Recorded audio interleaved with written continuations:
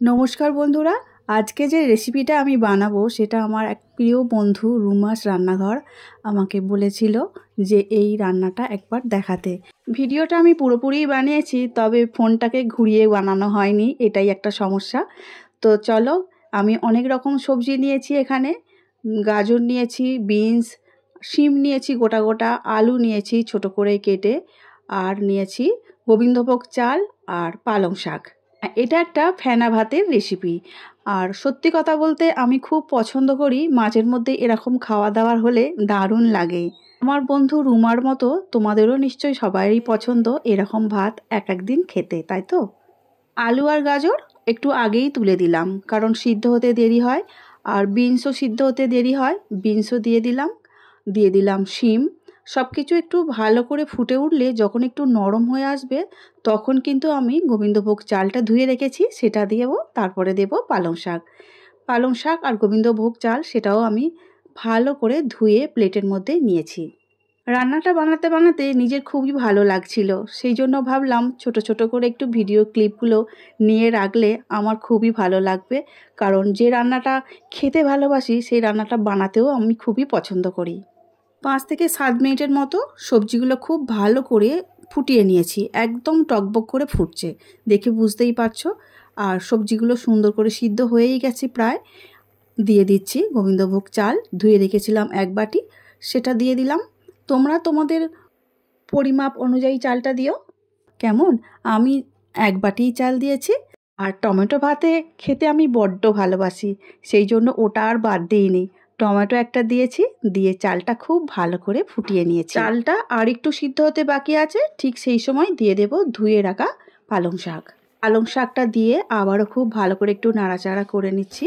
এই সময় ঢাকা দিতেও পারো, নাও দিতে পারো, আমি কিন্তু ঢাকা দিলাম আরও একটু ভালো করে সিদ্ধ করার জন্য, ওই 3 থেকে 4 মিনিটের জন্য। ব্যাস, একদম কিন্তু রেডি হয়ে গেছে আমাদের আজকের ফেনা ভাত।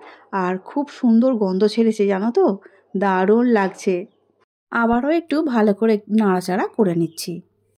একটা জিনিস কিন্তু বলা হয়নি বা দেখানোও হয়নি, তেল লঙ্কা করে রেখে দিয়েছি, আর রেখেছি ডিম সিদ্ধ করে। ঠিক আছে, এই দুটো না হলে ফেনা ভাত একদম ইনকমপ্লিট হয়ে যাবে। একটা প্লেটের মধ্যে তুলছি। ফেনা ভাতের গন্ধে তো আমার রান্নাঘরটা পুরো করছে। আর একটা ভালো বেশ ফিলিং হয়, জানো তো, মনে হয় অনেক তো মাছ মাংস খাওয়া হলো, অনেক রকম করেই রান্না করা হয়, কিন্তু এই স্বাদটার কাছে কিন্তু সব কিছুই হার মেনে যায়। আর এত অপূর্ব দৃশ্য, এত সুন্দর দেখতে লাগে, কি বলবো, মনে হয় যেন খাওয়ার আগে অনেকক্ষণ ধরে শুধু দেখতেই থাকি আমার থালাটা কত সুন্দর দেখতে হয়েছে। আলু ভাতে কিন্তু শুকনো লঙ্কা ভেজে রেখেছিলাম, ভালো করে লাল লাল করে মেখে নিয়েছি। আর বেশ অনেকটা কিন্তু ঘি দিচ্ছি, বুঝলে। এই রকম ফেনা ভাতে একটু বেশি করে ঘি না দিলে আমার আবার ঠিক ভালো লাগে না। ওই যে বললাম, আগে থেকে 2টো ডিম সিদ্ধ করে রেখে দিয়েছিলাম, ডিমগুলোর খোসা ছাড়িয়ে মাঝখান থেকে কেটে প্লেটের মধ্যে তুলে নিচ্ছি।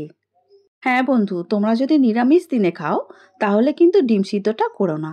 শুধু ফেনা ভাত খাওয়া হচ্ছে তাই নয়, তার সঙ্গে অনেক অনেক সবজি যে দেয়া হয়েছে, এই সবজিগুলোও কিন্তু অনেক সময় বাচ্চারা রান্না করলে খেতে চায় না, বা আমরা নিজেরাই অনেক সময় খেতে চাই না। কিন্তু এইভাবে যদি বানিয়ে দেওয়া হয়, প্রত্যেকটা সবজি কিন্তু ভাতের সঙ্গে মেখে খুব ভালো করেই খেয়ে নেওয়া যায়, আর স্বাদটাও কিন্তু অনেকটাই পাল্টে যায়। আমার মতো গোবিন্দভোগ চালের সবজি দিয়ে ফেনা ভাত খেতে তোমরা কে কে পছন্দ করো অবশ্যই কমেন্টে জানাবে।